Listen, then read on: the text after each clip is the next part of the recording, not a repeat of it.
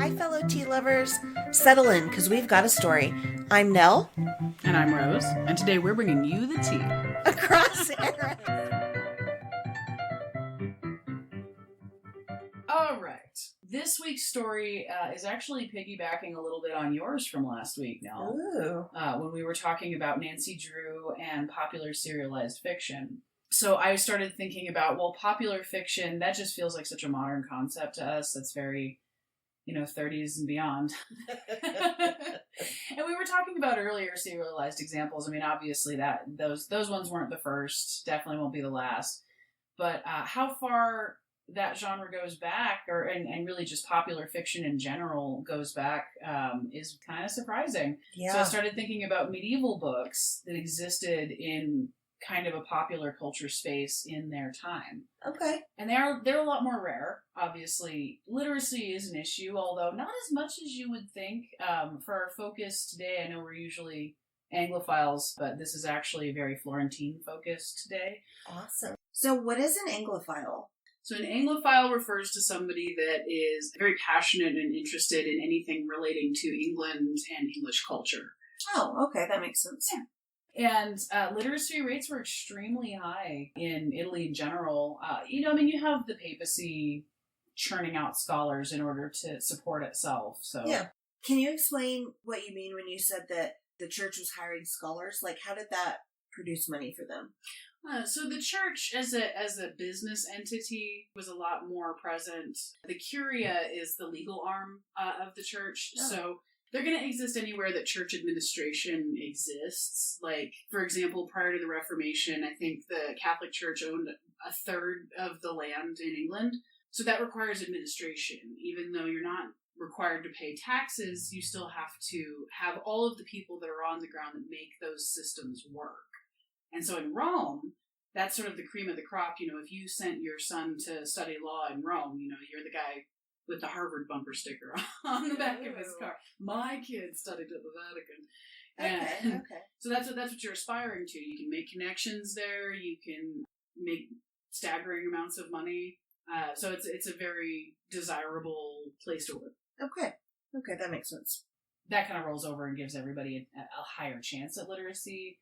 But you have the cathedral schools, you have universities being founded extremely early. I think the University of Paris was founded in 1150. Oxford is, darn near 1,000 years old. So education centers aren't new. It's just the accessibility issue changes depending on the time period that you're talking about. And of course, when you get to the 14th century, biggest problem of all is plague. Also not new, also not something that people were unused to dealing with, but this is the big one, this is the Black Death, this is the thing that ends up shifting so much of society. That's wild. Yeah, and so the Decameron is the first thing that comes to mind for me. It is by Giovanni Boccaccio. He's considered one of the three crowns of Italian literature. When you said three crowns? Yeah, the three crowns of Italian literature. It's kind of like a colloquialism for what's considered the bedrock of Italian literature. So Dante, Boccaccio, and Petrarch are considered the base influences from which a really rich literary culture grew. Okay. Beyond the obvious, what I think is cool about these, they were the sort of founders of humanism, for one. They weren't the founders. They were very influential people when it comes to humanism, which basically shifts the social mindset from the religious to the secular, but also considers the human as more of an individual rather than as a part. Oh, very interesting. Yeah, and the way that people approach that is very different. Humanism comes in a whole lot of different forms. I have a funny story about modern humanists, where at a museum that I worked at, another lifetime ago, they had a long-standing celebration of Darwin's birthday. Oh, okay. And it's a museum of science. It is a thing that I think is fairly expected of a museum of science to celebrate a scientist.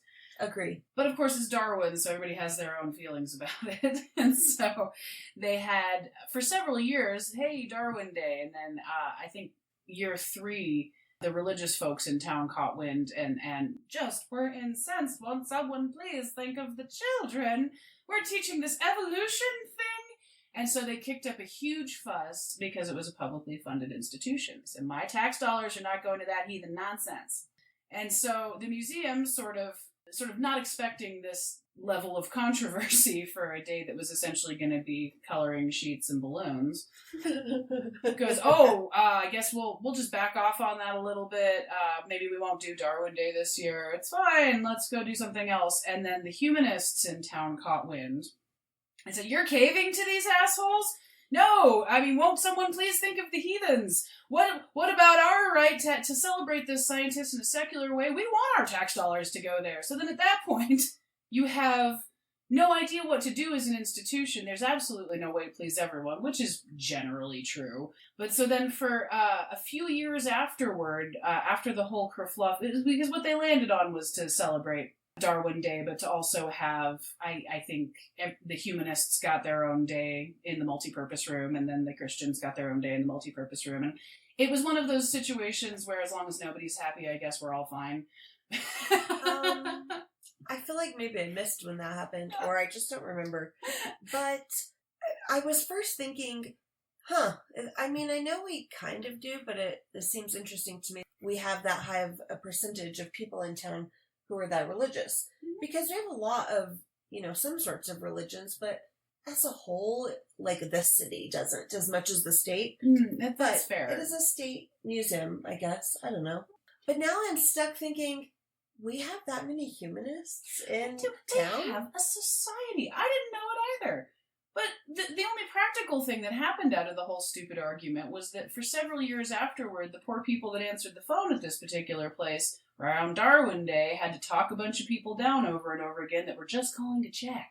The internet. I'm sure it was on the internet.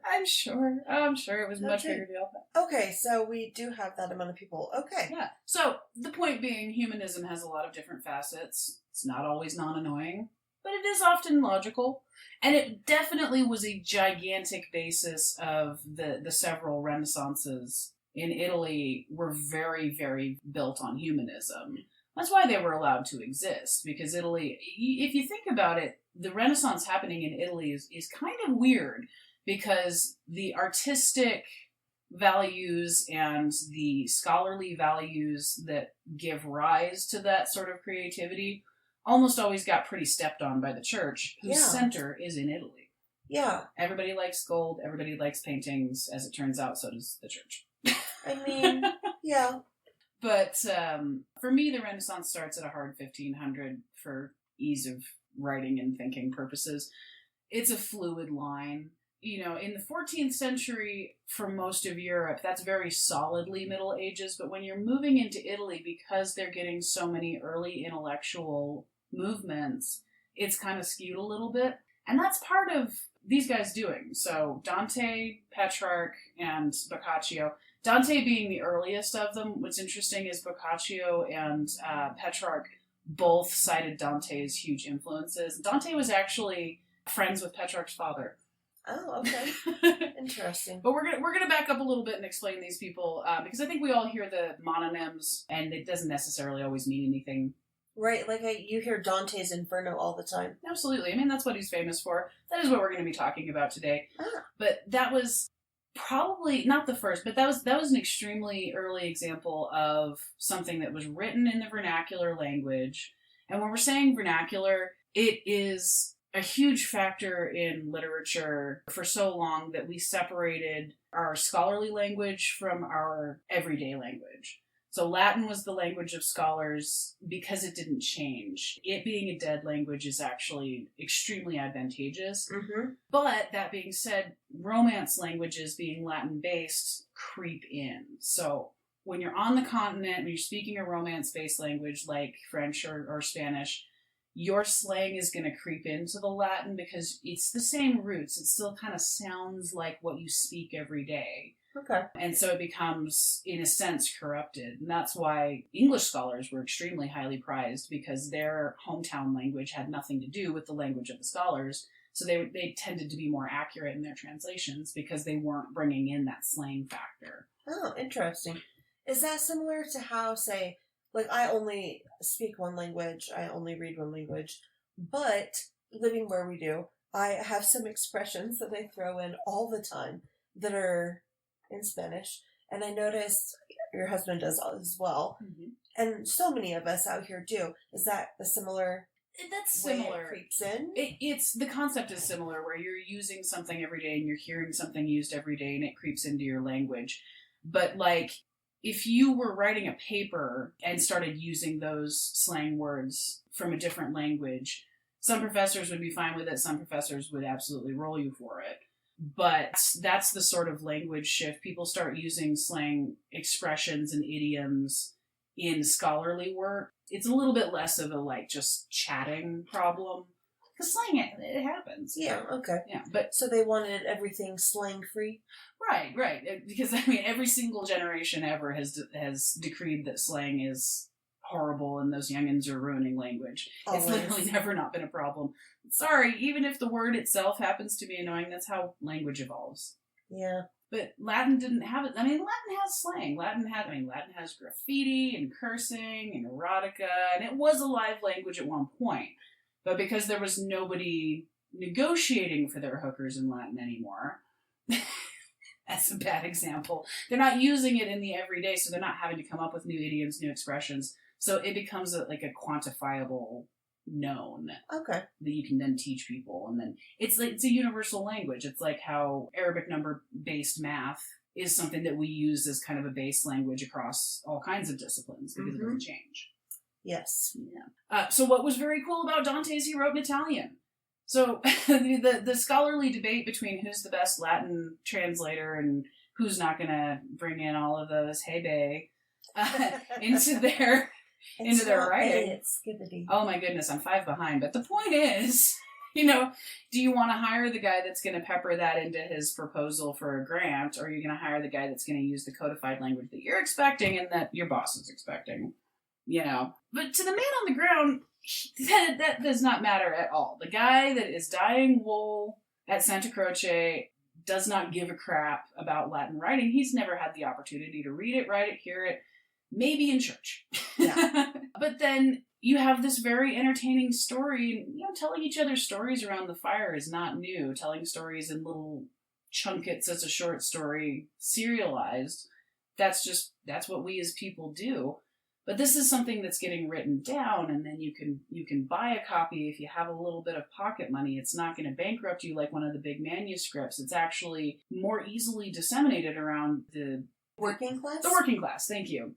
Because you are getting a middle class, again, a lot earlier in Italy than you are in a lot of other areas. This is also, and I want to emphasize, I'm talking about like mid-14th century, like 1330s on, just for context for the episode. Directly previous to the 14th century, you had what's called the Little Ice Age. It was a climactic shift that killed crop viability. You had a huge population because before that, it was a unusual season of era of warmth and good harvests, and so your population is rising. You have a lot more mouths to feed. You have a lot more people to employ, to govern, and then the Little Ice Age hits, and it's famine after famine. Your population is greatly weakened, and it's in the wake of that the Black Plague hits, the bubonic plague, Black Death, 1348. And so that's a portion of why the plague decimated the population in the way that it did, because you had this shift in climate that was creating huge food resource problems, and so you had a very weakened population. Sounds familiar. Yeah, there's going to be a few things in here that sound familiar.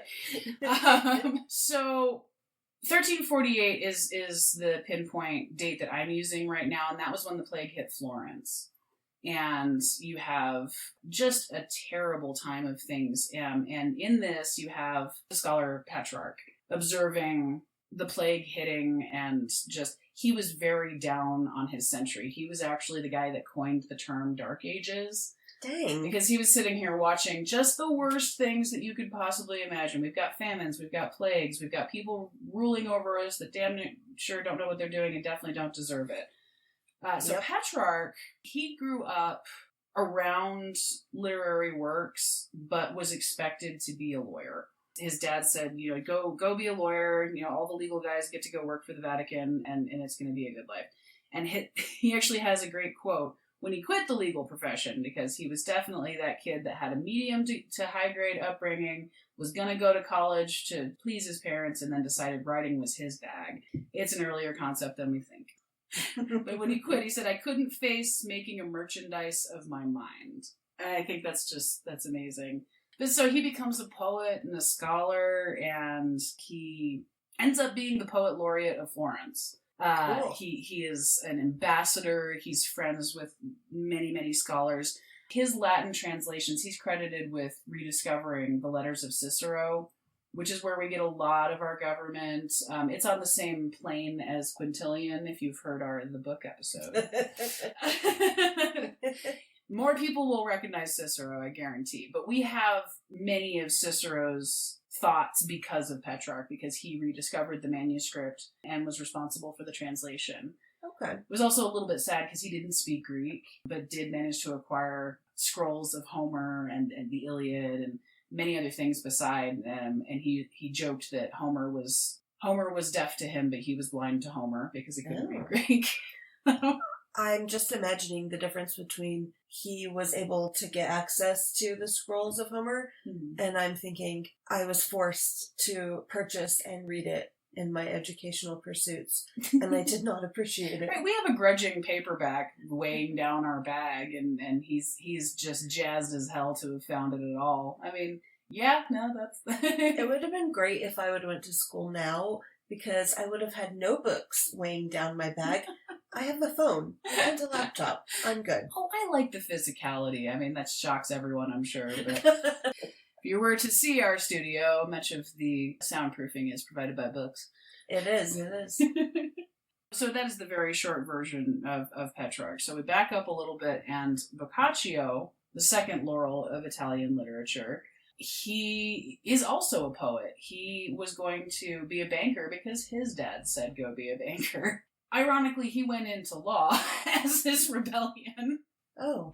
Which he didn't claim to like much either, but it got him a lot of contacts, and so he becomes a mover and shaker. He is also a poet. And then in 1350, these two meet. I guess Boccaccio had been elected to receive Petrarch when he comes to visit Florence, like, show this guy a good time, let him stay at your villa. And it turned into a lifetime association. They traded letters for the rest of their lives. Boccaccio considered Petrarch his teacher, even though technically he is only, I want to say, like 10 years older than Boccaccio, which just doesn't feel like a huge stretch now, but I guess in the age of lower life expectancy, that's a little bit of a larger clip. Life expectancy is misleading anyway. Yeah. Just because the majority of people are dying around 30 doesn't mean you're expecting to die when you hit 30. It's like it's a different track. You still have the possibility of making it to 70, and are hopeful that you will do so. It's just there's a lot more dangerous things between you and that. Yeah. What I loved about this was that, so Boccaccio wrote the Decameron, and it is based on the story of a group of young people that have fled Florence when the plague hits in 1348. That was their personal bubble of friends? That was their personal bubble of friends. Sound familiar? And so they're all sitting around every night, and everybody's responsible for telling one story a night. So it's 10 nights and 10 people. You get 100 stories. For one, it's very influenced by the plague. You can tell it's a little...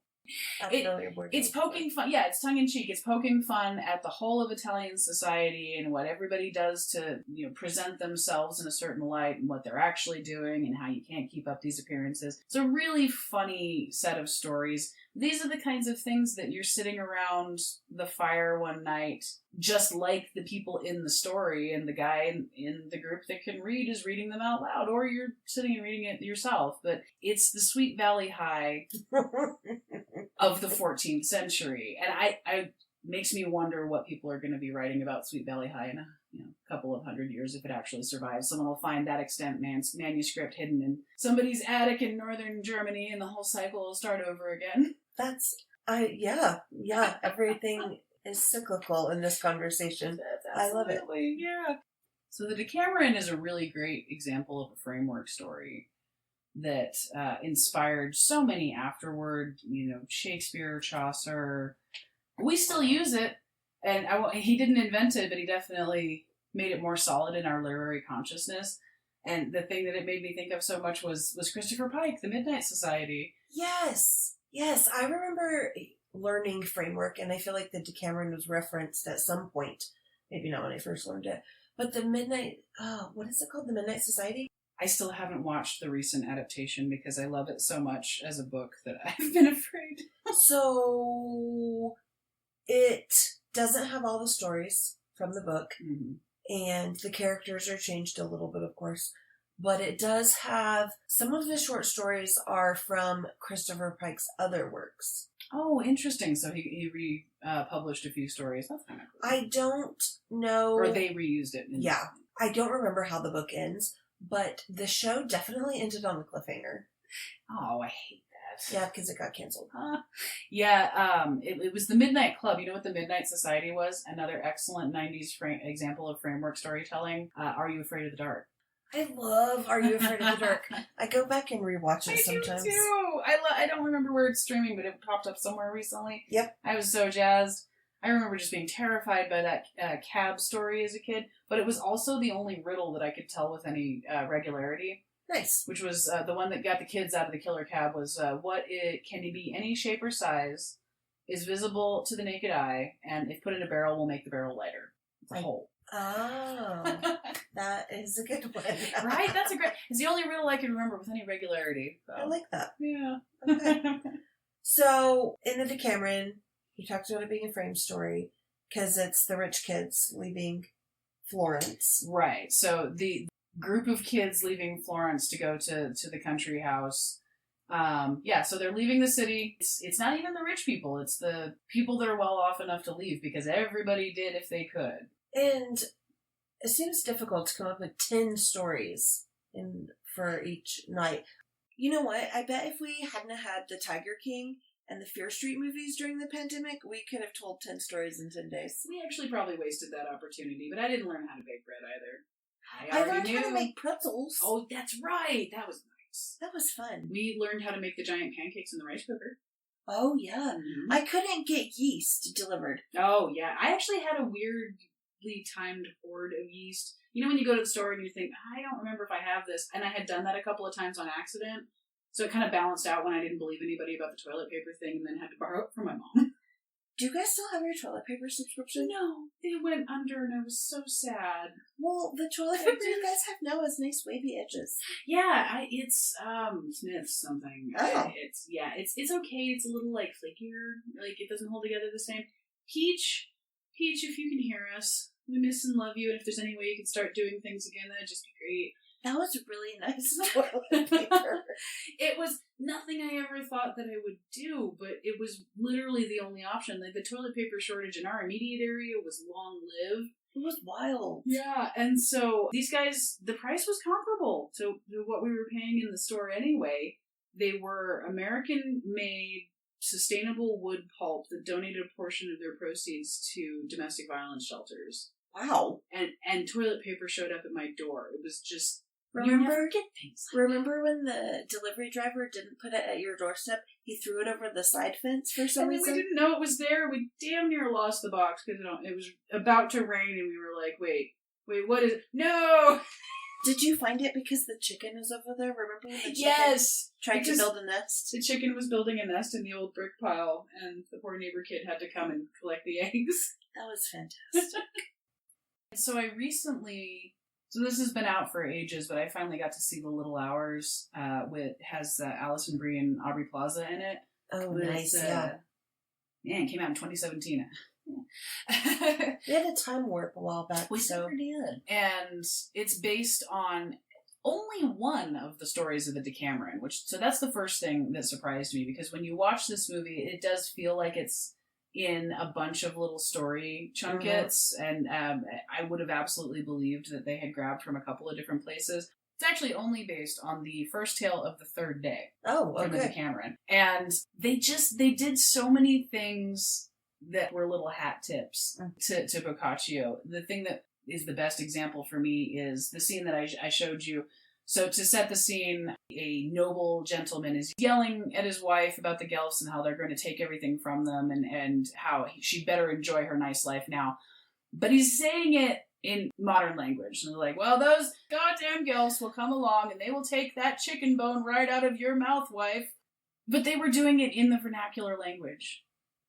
I'm almost never a fan of taking a historic piece of intellectual property and sticking modern language on it.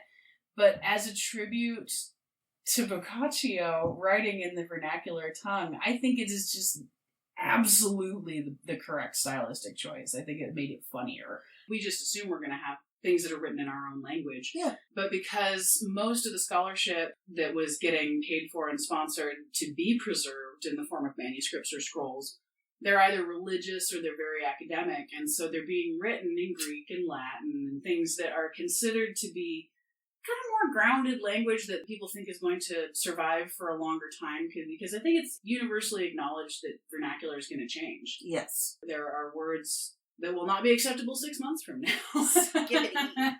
That's how language evolves, but it's sort of an acknowledgement that language does evolve, and so it's kind of considered, anything in vernacular is kind of considered a little less serious. Okay, that makes sense. So when they were using that in the Little Hours, because the Decameron, it's written in the vernacular, it's written in the Florentine dialect, and so it's the language of the man on the street, but it's actually really great from a writer's perspective, because the Florentine public is probably the most literate public that you're going to get in early medieval Renaissance publishing, so a much higher percentage of the population could read in their own tongue than you could in most other places in Europe. Do you think with the way now we're able to document every single bit of our lives if we want to and post them publicly for the entire world in short clips, do you think that will contribute to a better preservation of what vernacular was like pretty much from the mass recording point onward? Well, I think it's really dependent on the storage source. So, because people assume that the internet is permanent, and it is in ways, but it's still always a matter of storage and transmission. It's the same problems that you've always had with manuscripts, versus oral tradition. The internet, I really feel like the internet is our current oral tradition. Okay. But it still exists on somebody's servers, and those servers are physically vulnerable. When you're moving information, it still exists in a physical way most of the time, like with the exception of satellite connections. That still relies on a physical piece of equipment. But, underwater trunk lines are a lot of where internet signal travels in between continents. There's actually a worldwide shortage of Kevlar that's been ongoing because sharks attack those lines. I've heard that. For reasons unknown, they're very attracted to those lines, and I just think it's really interesting that nature is trying to actively sever our global connections. It's hard to imagine that unless I go in and delete them, all of my Instagram photos and, the TikToks we put up for this account, that they won't just exist forever. Right, and if you wanted to get rid of them today, it would be a little bit of an issue. It would exist somewhere on somebody else's server. But 100 years from now, the number of people that will have preserved that media in that format that's accessible, it's such a small chance. It just really depends on how we preserve our knowledge moving forward. And I guess if you think about it, I remember in the olden days of the internet, remember when web pages were not helpful? It was literally just like somebody made a web page. Yes. Yeah. Always kind of looked like a ransom note. Yes. And you don't find those as much anymore. Like, I don't know if I could go back and dig out this Orlando Bloom tribute website that I used to scroll through and see what movies he was coming out with. GeoCities. How many times did we sit down and wonder if that was really the real source? No, the guy just made it up. It's GeoCities, but also he has a good point. Right. Yeah, and I don't know how accessible that is now. Unlikely to be so, except in places like the Wayback Machine. Oh, yeah. That is, we've mentioned it before, but the Wayback Machine is this amazing service that pans the internet I think it's every hour. I think, honestly, it's set for, at different times for different things. But it takes screenshots of everything. And so you can go to the Wayback Machine and put a date in and a website and see what that website looked like at that particular date and time. Because people change things. You think that the internet is permanent, but the person hosting it can unpermanent anything that they would like and say it was never there, unless you have proof that it did exist. So that's why those things are really important. So wild. Yeah, so that's Boccaccio's legacy, and I think they did a really beautiful little modern interpretation of it. But so the reason that I was talking about these two together, writing their serialized books, was I think that they're a great example of serialized stories and documenting their own society's foibles and fun and everything in between.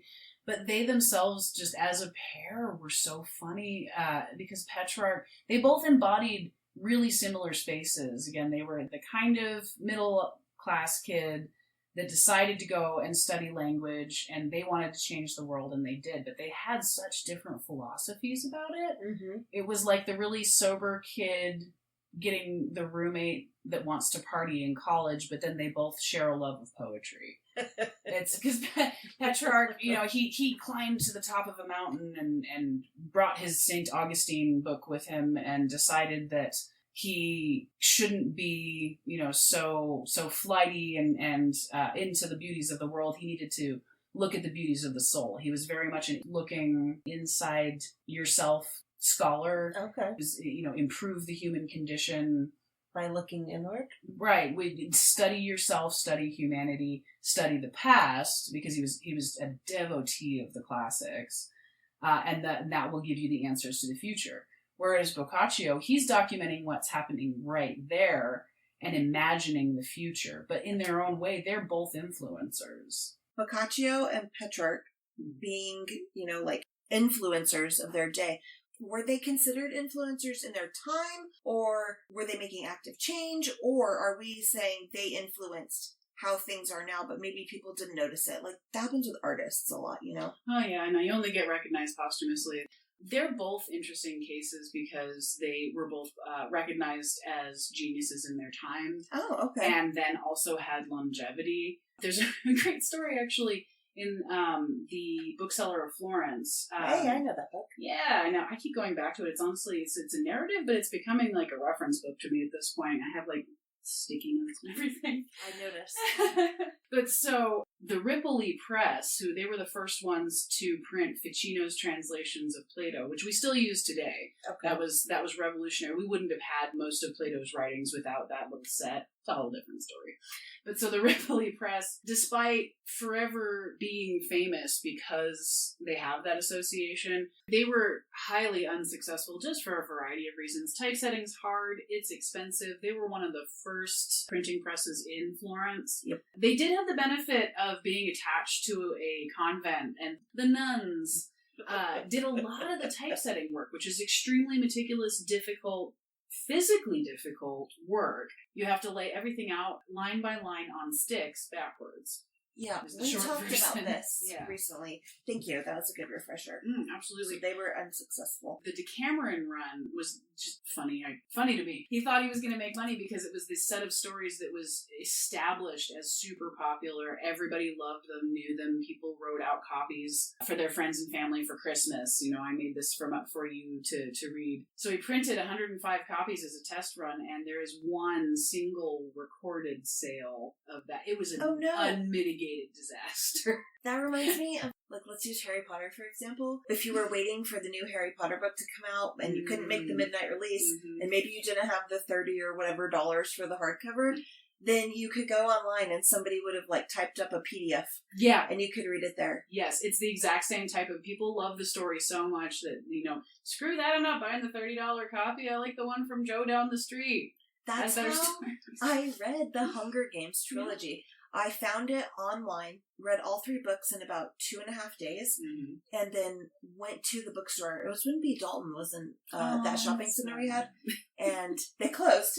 And so they were on sale, and I bought every single one of them.